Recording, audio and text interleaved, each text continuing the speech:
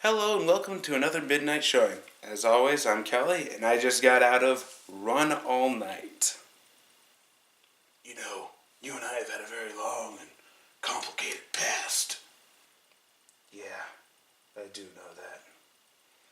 But you know, we probably shouldn't spoil it for the viewers at home. Not quite yet.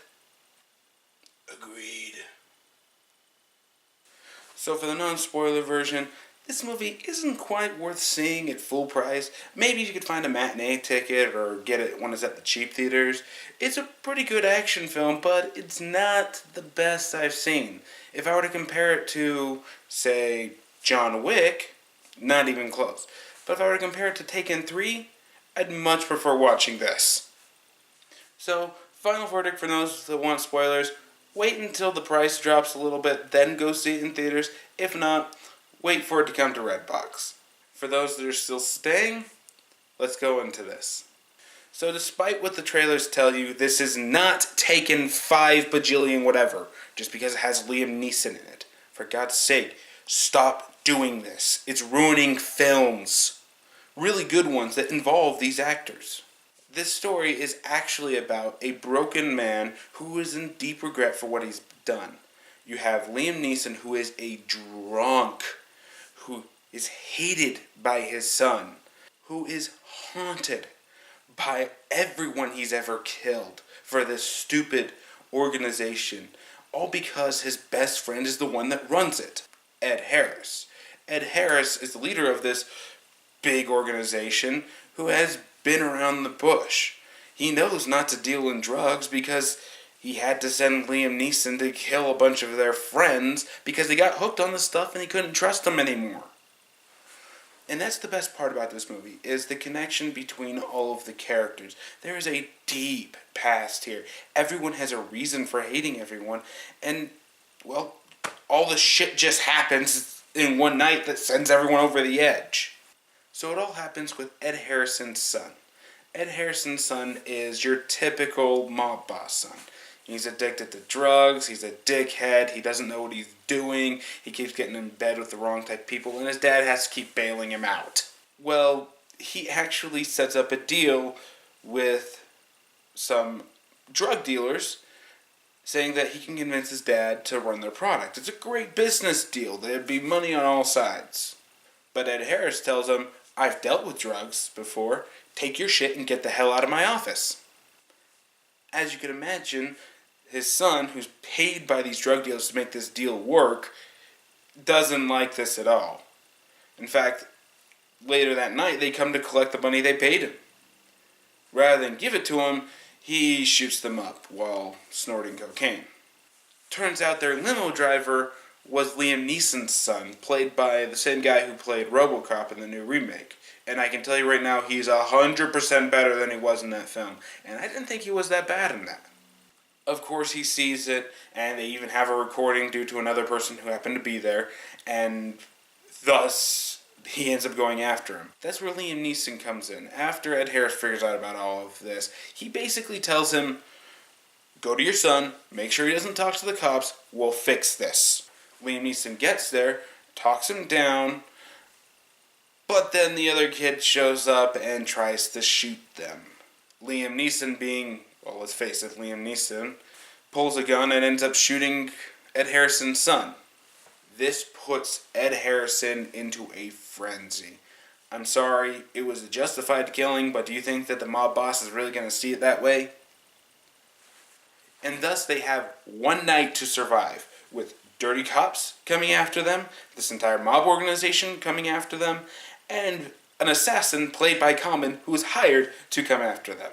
If you can't tell, the story gets a little jumbled, and there's a lot going on, with everybody having their own history. I didn't really like Common as this assassin. I felt that he was unneeded and forced in there. Not as bad as another celebrity cameo that is so out of left field just to create some form of tension between Liam Neeson and his son. It's just, why? But all in all, it was a very, very well written story with a few points. There were a few moments where the writing collapsed in on itself. There's a scene where they have to escape an apartment building complex that's on fire at the moment.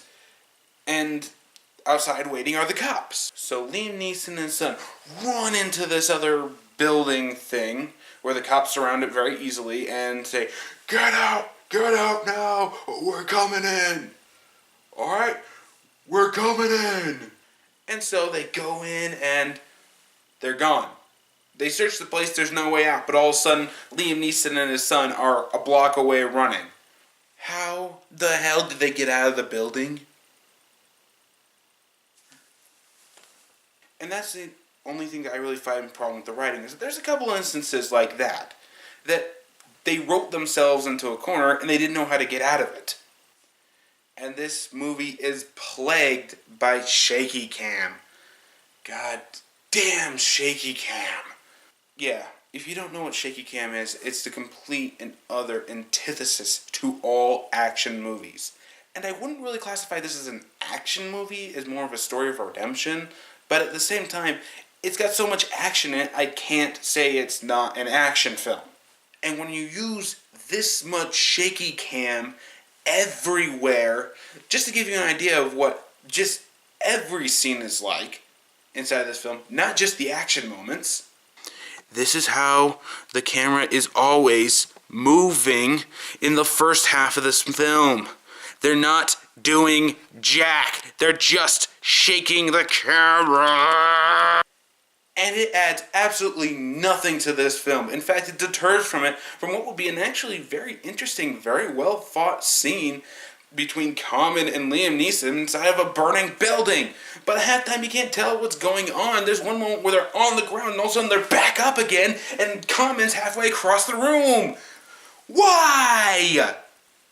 But with all that said, it was a very interesting experience, and I did feel that I actually cared about these characters. They had chemistry with each other, even if it was that kind of, I'm gonna punch your lights out, you goddamn son of a bitch chemistry.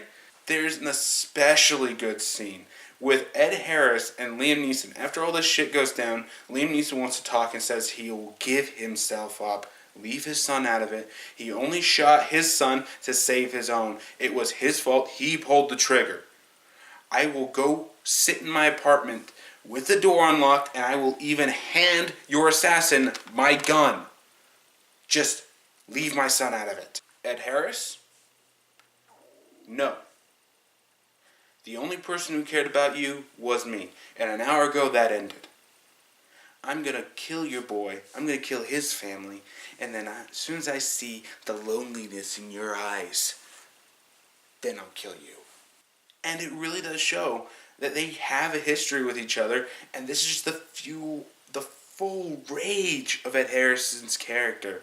It is just... ah! These guys are how you do characters right. Always. And after that scene, the shaky cam slowly starts dissipating throughout the film. I don't know whether that was a director's choice or whether or not it was intentional, but it is much appreciated. So, all in all, I can say this about Run All Night. It was a pretty good action romp, but it was nowhere near worth seeing at full price. Mostly because I've seen better films lately. If I were to compare it to a much better Liam Neeson film that came out, Walk Among the Tombstones has much more history, has much more compelling villains, and has better action scenes. But if I were to compare it to another action film that came out, which is essentially the same exact plot, just instead of a drunk, beaten down Liam Neeson, you have an overhyped assassin Keanu Reeves, John Wick. John Wick had much better action, and I didn't have to complain about shaky cam in that fucking thing. So, all in all, this movie was worth seeing, just not at full price. Wait for it to come to a matinee or cheap seat theaters. But you'll enjoy it if it comes on TV or anything. So, that's all. Without further ado, I will see you all next time.